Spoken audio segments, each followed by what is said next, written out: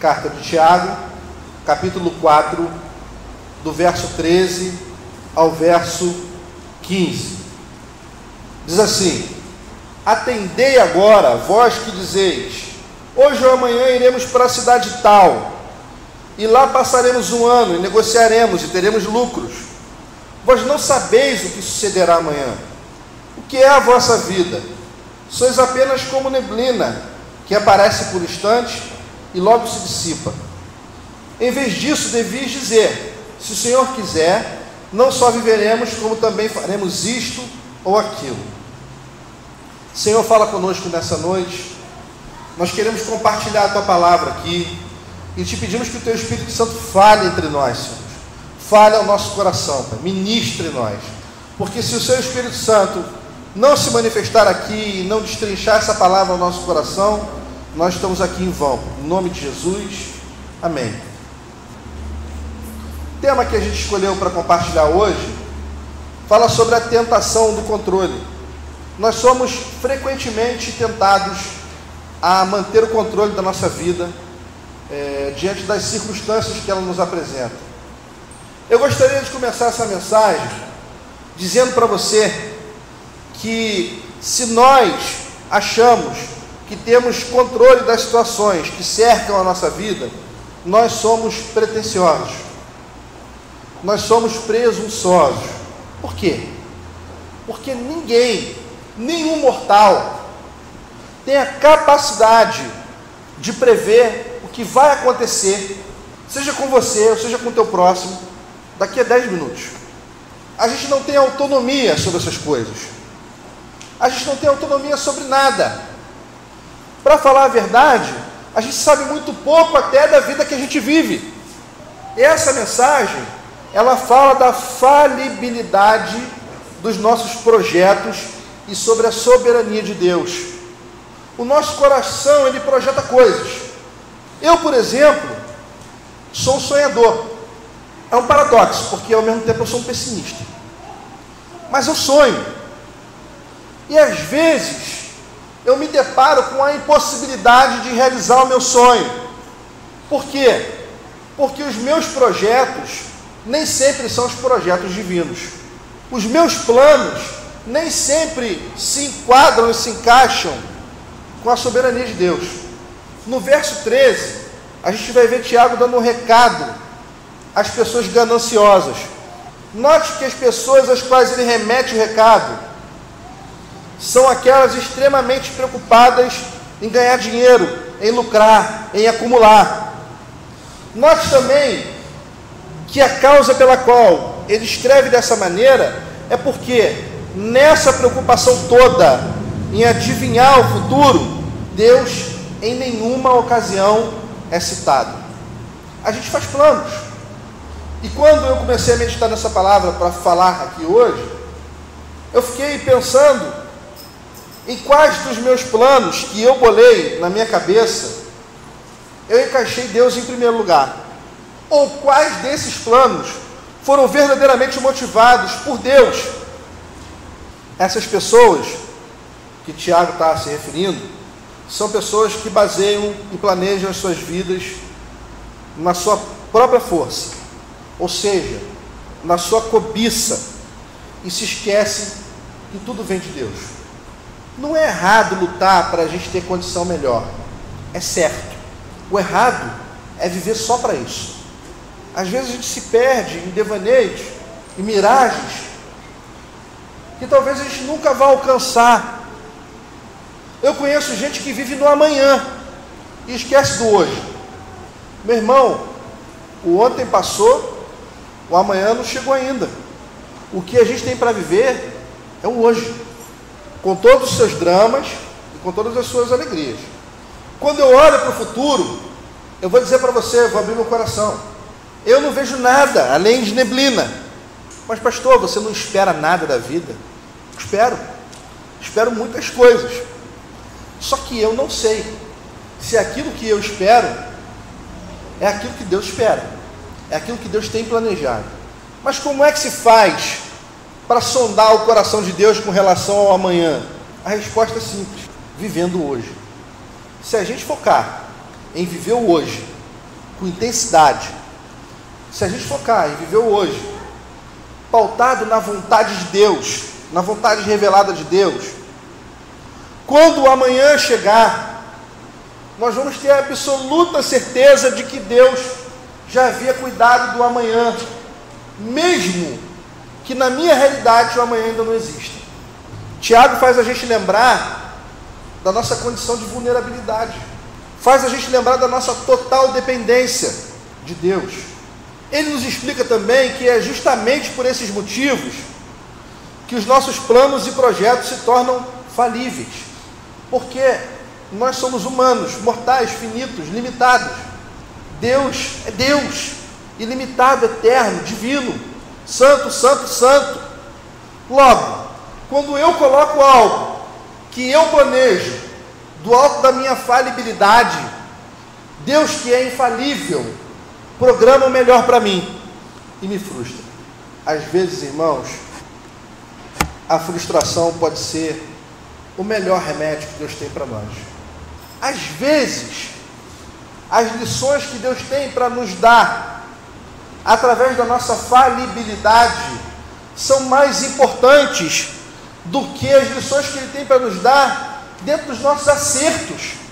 Porque quando a gente acerta, a gente passa rolo compressor por cima daquilo e vai celebrar. Mas quando a gente falha, a gente para refletir e fazer ação corretiva. Mas pastor, e quando a gente não acerta e nem erra? Quando a gente está neutro?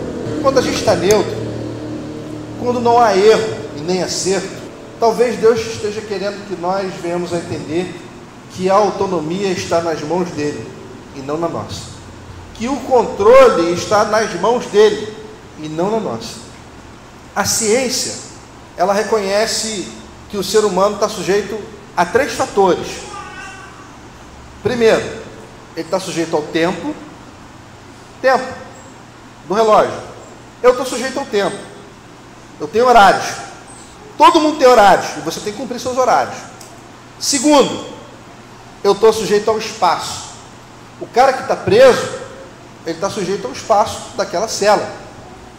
Nós que estamos livres, estamos sujeitos hoje ao espaço do nosso bairro. E terceiro ponto, nós estamos sujeitos às circunstâncias. Sejam elas boas ou ruins, a vida prossegue. E sabe o que é mais bacana nisso tudo? É que enquanto a ciência está preocupada com o tempo, com o espaço e com as circunstâncias, a Bíblia nos assegura que essas coisas estão sujeitas ao domínio do Todo-Poderoso. Então entendemos que os nossos projetos só prosperarão se receberem o aval daquele que é o dono do universo, daquele que controla o tempo, o espaço e as circunstâncias. E aí o que Tiago está perguntando é: quem é o homem para formalizar a sua existência futura? Será mesmo que a gente tem garantia de que haverá vida mediante as nossas próprias providências? Sabemos que não. Somos inteiramente dependentes de Deus.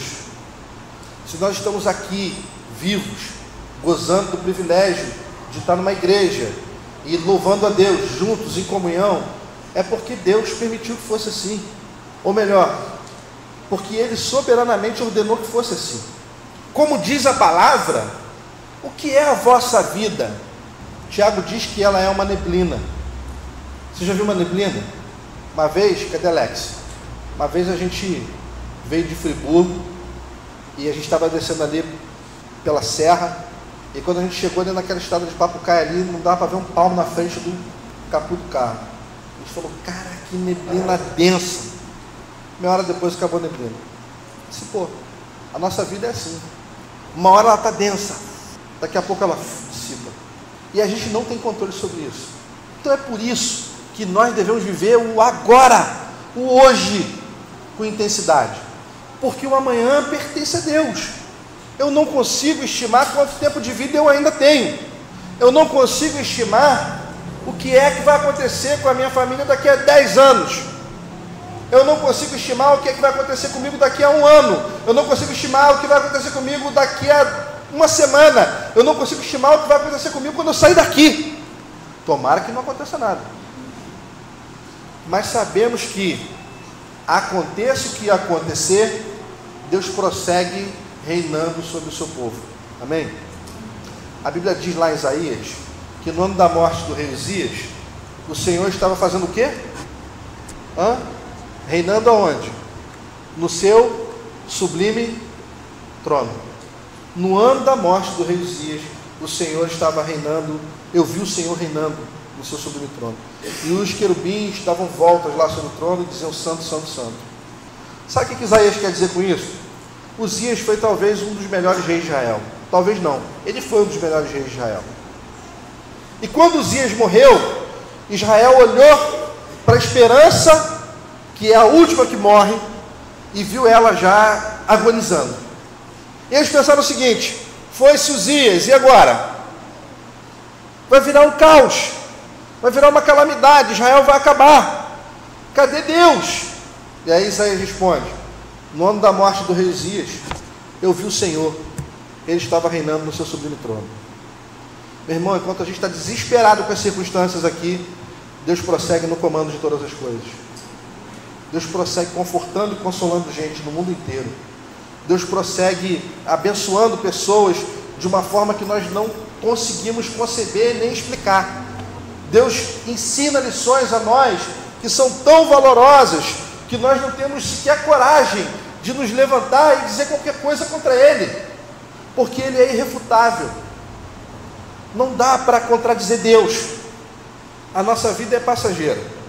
E isso prova que a gente é limitado e não sabe de exato quando é que a gente deixa de existir.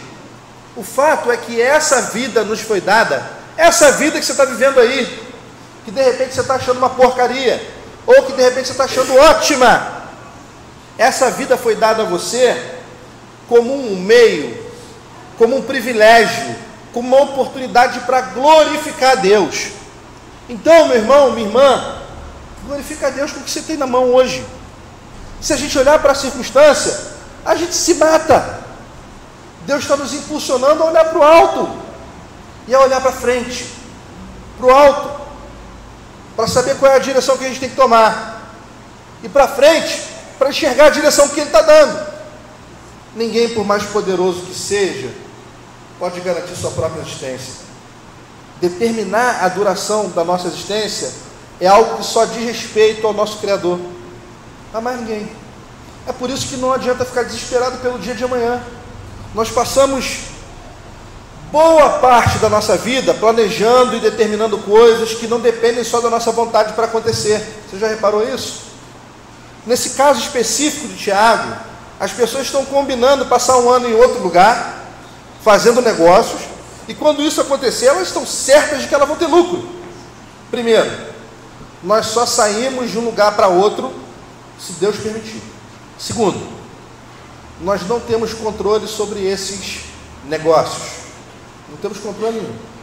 Você pode alugar o melhor ponto, no melhor lugar, onde o comércio é propício para o seu negócio, fazer a melhor propaganda, usar os melhores veículos.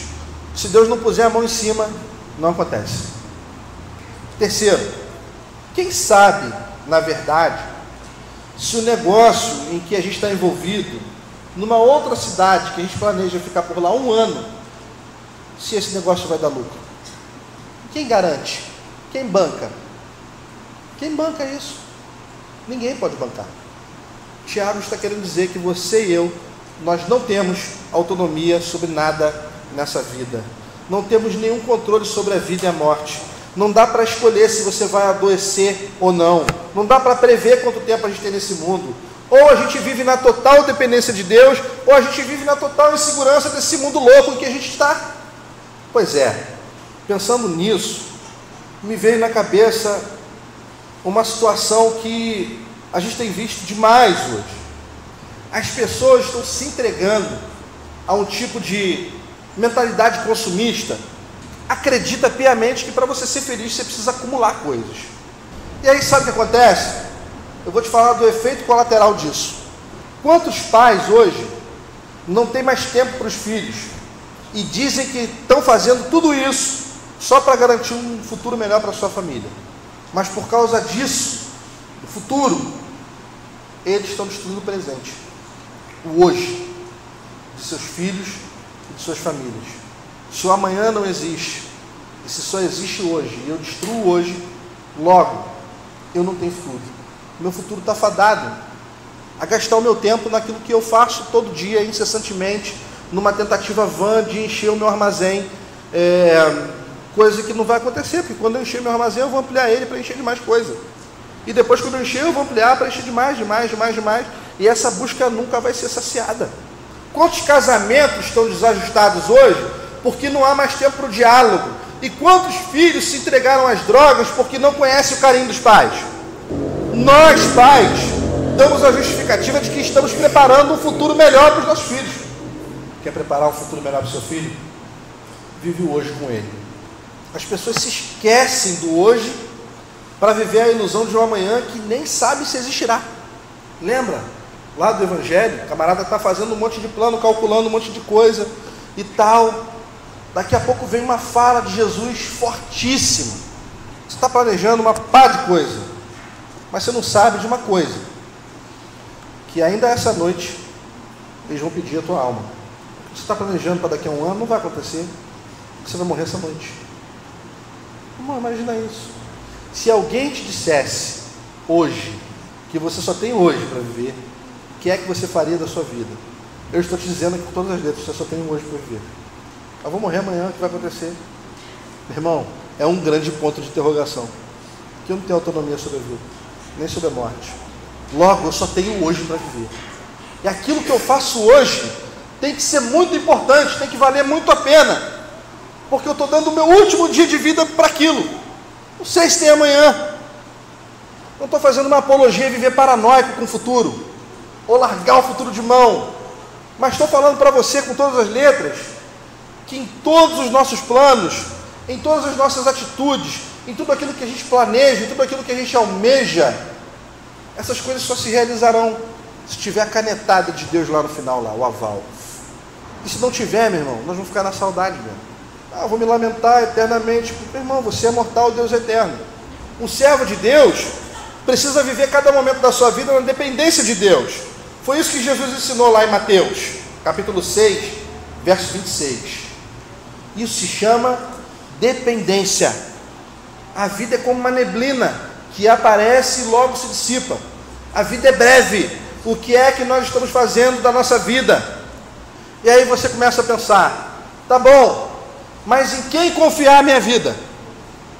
Se eu não posso confiar nos meus métodos, nos meus meios, em quem confiar e a quem confiar?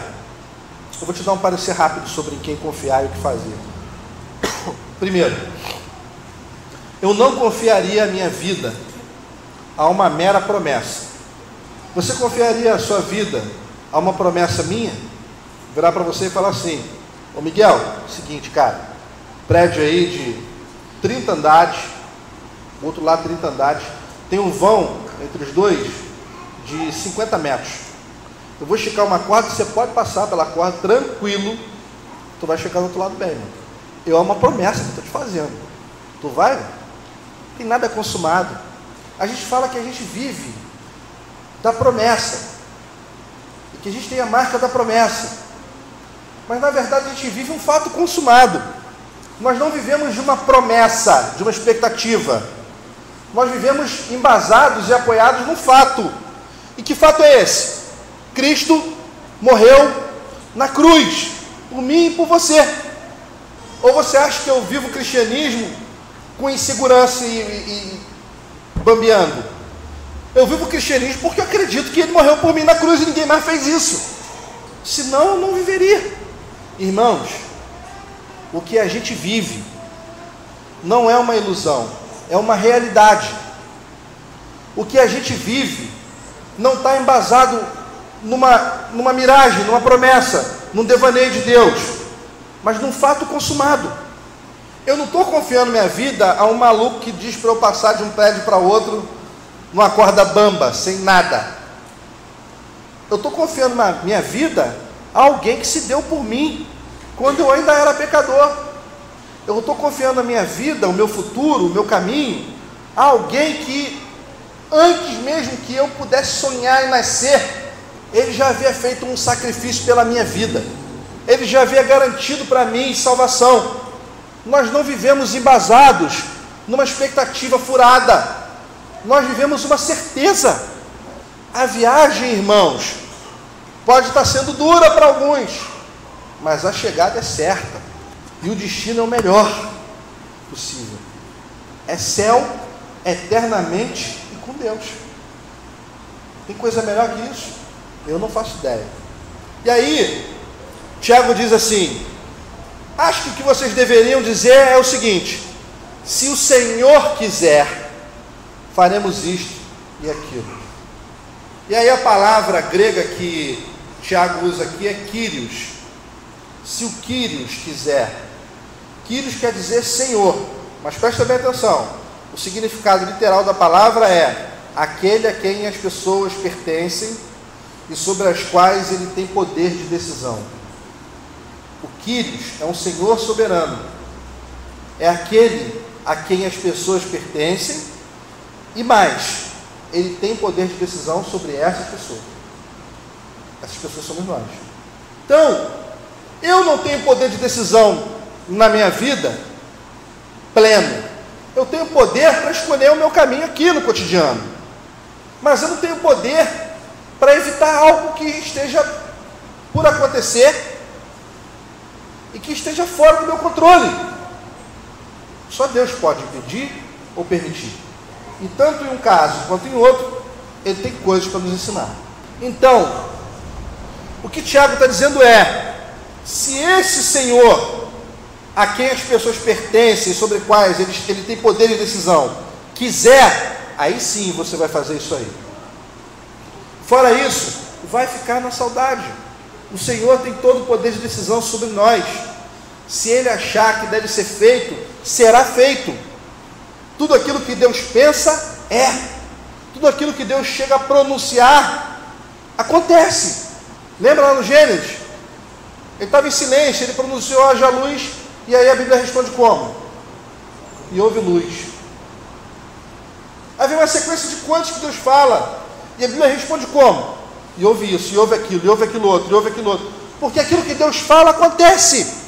Irmãos, tem uma frase que eu ouvi esses dias, que não é uma frase bíblica, é um ditado. Mas é um ditado muito certo. O ditado diz assim: Deus sabe o que faz e a gente não sabe o que diz. Amém? A nossa vida é assim. Eu, quando ligo o meu achômetro, eu saio especulando tudo, né? Essa semana eu fiz 4, 5 previsões e errei todas. Achômetro nível 10. E Deus frustrou todos os meus planos. E me ensinou lições valorosas. E me mostrou fortaleza em pessoas que eu achei que estariam fracas. Então, irmãos, a gente não sabe o que diz, mas Deus sabe exatamente o que faz. A outra coisa que eu queria compartilhar com você, e eu já estou terminando, é que a Bíblia diz claramente o seguinte: entrega o teu caminho ao Senhor, confia nele e o mais ele fará. Nós não estamos confiando no pastor Márcio só, que manda você atravessar de um prédio para outro sem equipamento de segurança, viu, Miguel? Não vai não, cara. Nós estamos acreditando numa pessoa que consumou um fato antes de pedir confiança. Você tem noção que não tem possibilidade de Jesus falhar, porque o que Ele prometeu, Ele já cumpriu? Ele prometeu salvação, não foi? Como é que Ele conquistou essa salvação? Na cruz. Isso já aconteceu? Então não precisa provar mais nada para ninguém. Por que não confiar? Por que eu não devo entregar o meu caminho na mão desse Deus, que ao invés de me seduzir com uma promessa, me mostrou um fato, e impulsiona pessoas a viver crendo nessa certeza, e não numa névoa, numa neblina. E para fechar, em cima desse trecho da Bíblia que eu citei para você, eu quero deixar uma mensagem para você: viva o dia de hoje e deixe Deus cuidar do amanhã. Nosso maior erro é querer viver o amanhã hoje. Amanhã vai trazer o seu próprio mal. Hoje já trouxe o dele e a gente passou por ele. Quando chegar amanhã de manhã, que você abrir o olho lá e você perceber que você está vivo, agradece a Deus por você estar vivo. Agradece a Deus porque passou mais um dia.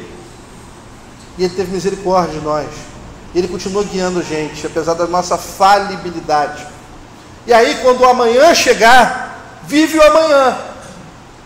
E aí, quando depois de amanhã chegar, vive depois de amanhã. Mas como isso ainda não aconteceu, vive o hoje, hoje.